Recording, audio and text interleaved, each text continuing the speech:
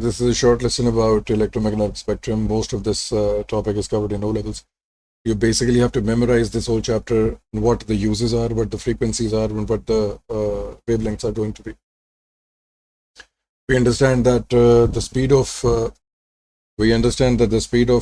sound, the speed of light, or the electromagnetic spectrum is going to be noted as C, and it has a value of 3 into 10 to the power 8 meter per second. It can move through vacuum, it's a transverse wave. So all those points that we've done in O levels already. So you can go back and check that video and just memorize those points.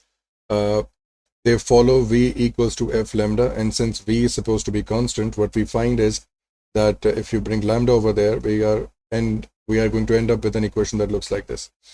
So what happens is that if you move from gamma, then we have X-ray, and then the last one is radio. So gamma has the highest frequency and the shortest wavelength, and radio has the lowest frequency but the highest wavelength. All in the middle, if you multiply all of them, you'll get the same answer as 3 into 10 to the power 8 meters per second. And sometimes he assumes that you already know this in the questions of diffraction and the questions of diffraction grating. So please be careful of this one.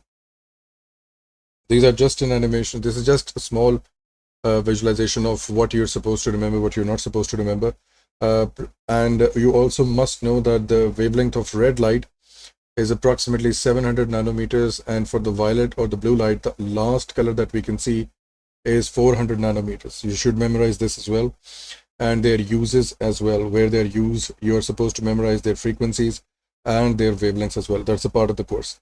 Let's visualize what an electromagnetic spectrum or electromagnetic wave looks like. We generally say that this is an electric field and a magnetic field actually superimposed on each other, and it's moving in this direction. We will look at this animation as well. So let's go to this situation. Okay, so this is the first plane that we see, and if we involve the wave in this, then the particles are actually oscillating like this. Okay, I'm going to pause the animation. I'm going to go back to the second plane, which is this. Notice that these are actually at 90 degrees to each other.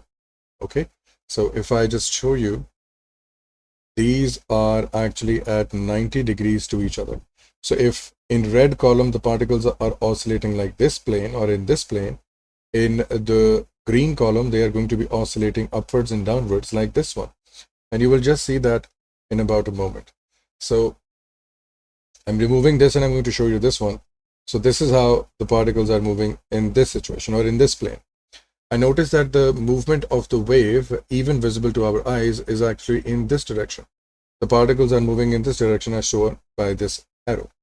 Let's involve the second plane in this as well, and its particles as well. So this is how in electromagnetic waves, and please note that the wave is moving in this direction. Okay, so on one plane, the particles are oscillating left and right, and on the other plane, they are oscillating upwards and downwards. It looks like a plus sign, and it's moving in this direction. I hope that the visualization is clear what an electromagnetic wave looks like, or at least what we believe that it looks like.